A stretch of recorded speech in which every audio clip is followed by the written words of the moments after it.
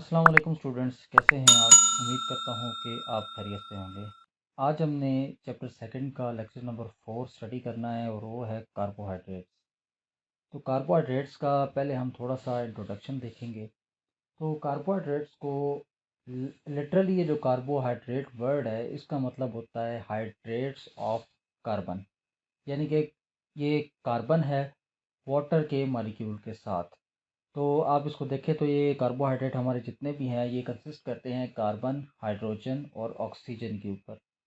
इनके general formula की अगर बात करें तो बहुत सारे केमिकल कंपाउंड का हमारे पास जनरल फार्मूला होता है। तो इसके जनरल फार्मूले को हम डिस्कस करें तो CxH2O इसमें C जो है ये कार्बन को डोनेट कर रहा है और आगे H2O वाटर को डोनेट कर रहा है। X जो है वो होल नंबर है, ये 3 से मैनी थाउजेंड तक हो सकता है, मिनिमम 3 होना ज़रूरी है। और वाई भी जो है ये भी होल नंबर ही होता है, ये या तो एक्स के सेम हो सकता है या सम टाइम ये डिफरेंट भी हो सकता है। आगे इसकी बहुत सारी मिसालें हम देखेंगे तो उसमें ये चीज़ डिस्कस हो जाएगी। तो केमिकली अगर हम बात करें कार्बोहाइड्रेट्स को डिफ़ाइन करने की तो ये पॉलीहाइड्रोक्सी एल्डिहाइड होते हैं या फिर ये कीटोन होते हैं। अब पॉलीहाइड्रोक्सी एल्डिहाइड से क्या मुराद है या कीटोन से क्या मुराद है? अगर ऐसी शुगर हमारे पास, ऐसा कार्बोहाइड्रेट हमारे पास जिसके साथ एल्डो ग्रुप लगा हुआ हो तो उसको हम एल्डिहाइड कहेंगे, और जिसके साथ कीटो ग्रुप लगा हुआ हो तो उसको हम कीटो शुगर का नाम देते हैं। और हमारे पास ये जो कार या फिर ये जो कार्बोहाइड्रेट हैं, ये ब्रेक डाउन होने पर, इनकी हाइड्रोलिसिस होने पर पॉलीहाइड्रोक्सी एल्डिहाइड या कीटोन बनाए, ऐसे आप केमिकल कंपाउंड्स को कार्बोहाइड्रेट का नाम देते हैं। इसके बाद बात आ जाती है इनके सोर्सेज की, कि कार्बोहाइड्रेट के जो मेन सोर्सेज हैं वो कहाँ से हैं। तो इसका दुनिया में जो सबसे बेहतरीन और वाहिद सोर्स है वो हमारे पास ग्रीन प्लांट है, क्योंकि ग्रीन प्लांट ही ऐसे दुनिया में वाहिद ऑर्गेनिज़म है, या फिर हमारे पास जो फोटोसिंथेटिक ऑर्गेनिज़म जितने भी हैं जिसमें एलजी भी शामिल है, वो भी इसका एक अच्छा सोर्स है। तो ये क्या करते हैं, सनलाइट को इस्तेमाल करते हुए कार्बन डाइऑक्साइड और वाटर को यूज़ करते हैं और उससे जो कार्बोहाइड्रेट है वो सिंथेसाइज करते हैं। कार्बोहाइड्रेट्स कहाँ कहाँ पाए जाते हैं? आपके लिविंग सिस्टम जितने भी हैं, आपके बॉडी के हर पार्ट में ये पाए जाते हैं, क्योंकि आपके ये हर सेल का बुनियादी हिस्सा होते हैं। तो माहौल के अगर अंदर हम देखें तो आप सेलुलोज देखते हैं, ये भी एक कार्बोहाइड्रेट की फॉर्म है। वुड देखते हैं, ये भी एक कार्बोहाइड्रेट की फॉर्म है। पेपर, रूट, ट्यूबर, मिल्क के अंदर, दूध के अंदर भी ये मौजूद है, मिल्क शुगर होती है। लैक्टोज उसके अंदर भी ये लैक्टोज बेसिकली एक कार्बोहाइड्रेट ही है। इसके बाद कार्बोहाइड्रेट हमारे लिए क्यों ज़रूरी हैं, इनके फंक्शंस क्या हैं? तो आप जो एटीपी बॉडी के अंदर as a source of energy इस्तेमाल करते हैं, बेसिकली वो एटीपी आपको ग्लूकोज की ऑक्सीडेशन, यानी कि ग्लूकोज की जो ब्रेक डाउन है उसके रिज़ल्ट में ही मिलती है। तो हम कह सकते हैं कि कार्बोहाइड्रेट हमारी बॉडी के लिए सोर्स ऑफ एनर्जी है। इसके अलावा सिर्फ ये एनर्जी के तौर पर एक्ट नहीं करता, ये हमारे जो प्लांट्स होते हैं उनकी सेल वॉल्स जो हैं वो भी कार्बोहाइड्रेट सेलुलोज की मदद से ही मिलके बनी होती हैं। इसके बाद बहुत सारे कॉन्जुगेटेड मॉलिक्यूल जो हैं वो भी आपके इसी कार्बोहाइड्रेट से मिलकर बनते हैं। मसलन आपका ग्लूकोज जो है ये प्रोटीन से मिलकर ग्लूकोप्रोटीन बनाता है। इसी तरह ग्लूकोज लिपिड से मिलकर ग्लाइकोलिपिड बनाता है।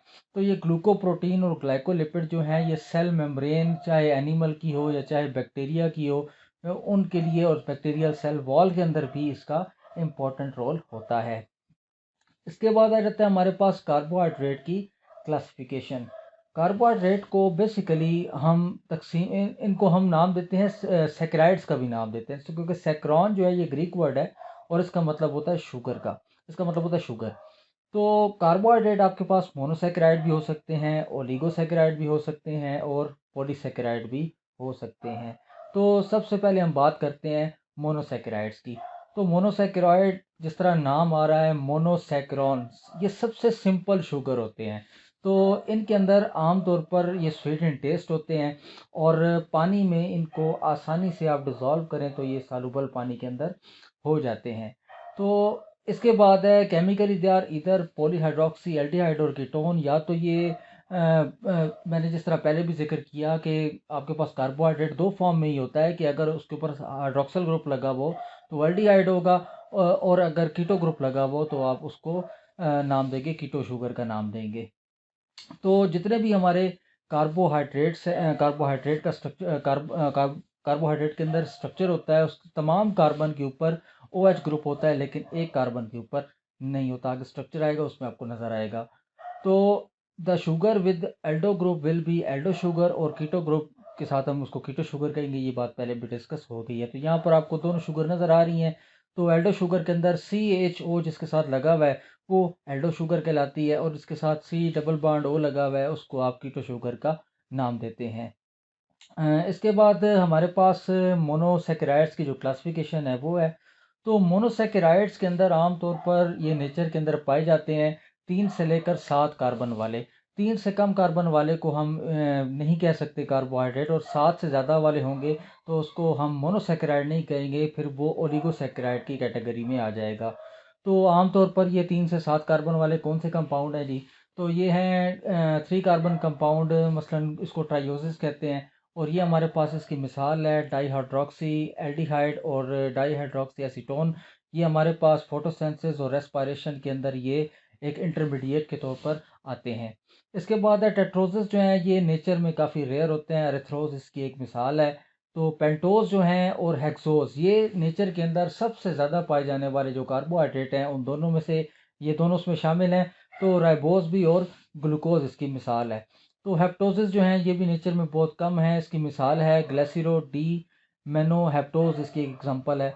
तो ये चंद एक जो आपके पास नेचर के अंदर अबंडेंटली या नेचर के अंदर जो कार्बोहाइड्रेट पाए जाते हैं, राइबोज है, ग्लूकोज है, फ्रुक्टोज है, ग्लैक्टोज, मेनोज, ये उन तमाम के स्ट्रक्चर यहाँ पर दिखाए गए हैं।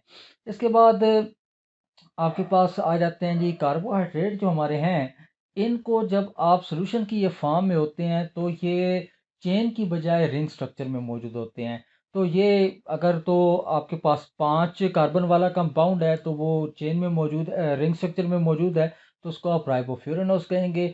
और अगर वो आपके पास 6 कार्बन वाला कंपाउंड है तो उसको ग्लूकोपाइरानोस का नाम देते हैं। यहाँ पर दोनों का स्ट्रक्चर दिखाया गया है, ये राइबोफ्यूरेनोस है, और दूसरा स्ट्रक्चर जो हमारे पास ग्लूकोज का मौजूद है उसको ग्लूकोपाइरानोस का नाम देते हैं।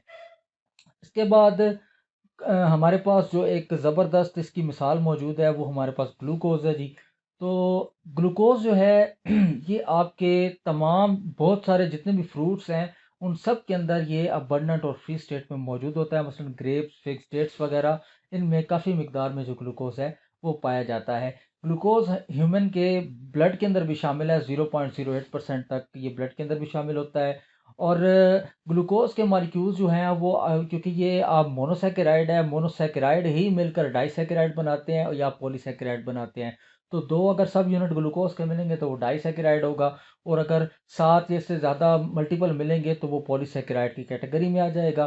तो ये आमतौर पर जब आप डाइसेकेराइड या पॉलीसेकेराइड इनकी जब आप हाइड्रोलिसिस करेंगे तो आपको रिजल्ट में वही मिलेगा जो कि जिस चीज़ से मिलकर बना है ग्लूकोज।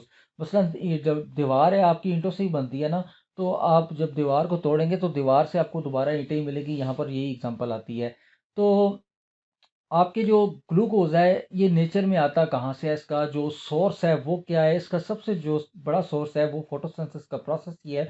ग्रीन प्लांट्स जो हैं वो इसको सिंथेसाइज करते हैं। कार्बन डाइऑक्साइड और वाटर को सूरज की रोशनी में फोटोसिंथेसिस के प्रोसेस के ज़रिए ग्लूकोज के अंदर कन्वर्ट किया जाता है, और ऑक्सीजन इसका बाय प्रोडक्ट है जिसके ज़रिए हम सारे जो दुनिया के अंदर जानदार है वो सांस लेने के लिए ऑक्सीजन का इस्तेमाल कर रहे हैं। इसके बाद इसकी सारी की सारी जो एनर्जी है इस प्रोसेस की वो सनलाइट ही आपको प्रोवाइड करती है। और तकरीबन 717.6 किलो कैलोरीज जो एनर्जी है वो इस सारे प्रोसेस के अंदर यूज़ होती है। यानी कि एक ग्लूकोज का मॉलिक्यूल सिंथेसाइज करने के लिए 717.6 किलो कैलोरीज जो हैं वो आपकी सनलाइट की इस्तेमाल हो रही हैं। अब ये जो एनर्जी है सूर्य की रोशनी, हमने पढ़ा हुआ है लॉ ऑफ थर्मोडायनेमिक्स के अकॉर्डिंगली कि एनर्जी हम ना तो क्रिएट कर सकते हैं ना डिस्ट्रॉय कर सकते हैं, बस उसकी एक फॉर्म से दूसरी फॉर्म में कन्वर्ट होती है। तो ये जो लाइट एनर्जी है ये केमिकल एनर्जी की फॉर्म में आपके इस ग्लूकोज मॉलिक्यूल के अंदर स्टोर हो जाती है। और जब इंसान अपना सांस लेने का अमल कर रहा है, कोई काम कर रहा है, तो आपकी बॉडी को आपके सेल्स को काम करने के लिए ग्लूकोज की ज़रूरत होती है। तो इसी ग्लूकोज को रेस्पिरेशन के प्रोसेस के ज़रिए ब्रेक डाउन करके आप उसे एटीपी जनरेट करते हैं। तो यही जो आपकी सनलाइट थी, यही ग्लूकोज़ की फॉर्म में आप जो ग्लूकोज़ के अंदर जो एनर्जी इसने स्टोर की, वही एनर्जी आप क्या कर रहे हैं, रोज़मर्रा के काम करने के लिए इस्तेमाल कर रहे हैं। तो आज हम इतना ही पढ़ेंगे। नेक्स्ट इंशाल्लाह लेक्चर के अंदर हम देखेंगे ओलिगोसैकेराइड्स को और नेक्स्ट पॉलीसैकेराइड्स को स्टडी करेंगे। अल्लाह हाफ़िज़।